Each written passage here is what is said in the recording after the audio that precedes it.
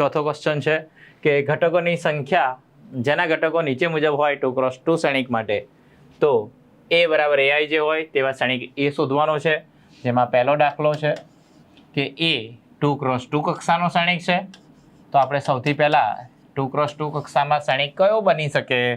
તો 2x2 કક્ષામાં A11 પહેલી હાર પહેલો સ્તંભ, પહેલી હાર બીજો સ્તંભ, બીજી હાર પહેલો સ્તંભ અને A22 એટલે બીજી હાર બીજો સ્તંભ. એમ 2x2માં 4 ઘટકો હોય.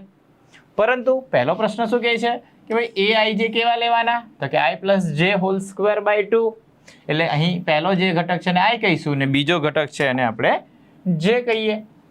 તો પછી પહેલો ઘટક આઈ, બીજો ઘટક જે લઈએ તો અહીં આપણને મળે 1 + 1 2 હોલ સ્ક્વેર બાય 2. તેવી રીતે 1 2 હોય તો 1 + 2 હોલ સ્ક્વેર બાય 2.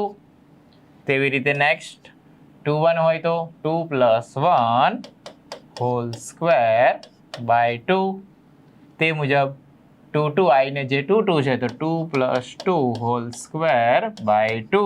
એટલે સાદરૂપ આપતા આપણને અહીં શ્રેણિક મળે કે 4/2 2, 9/2 3 નો વર્ગ 9/2. એવી રીતે 16/2 8, 2 + 2 4, 4 નો વર્ગ 16/2 એટલે કે 8. તો આ પ્રથમ શ્રેણિક એ આઈ જે આ રીતે મળે. તો તેવી રીતે i/j હોય તો તેને આપણે બી નામ આપીએ આ શ્રેણિક માટે.